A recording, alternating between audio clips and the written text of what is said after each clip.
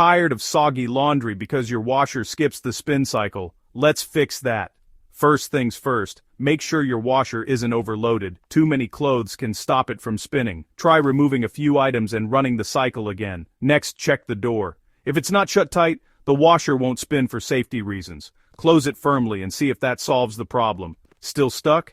Take a look at the drain hose. If it's clogged or kinked, water can't drain, and the spin won't start.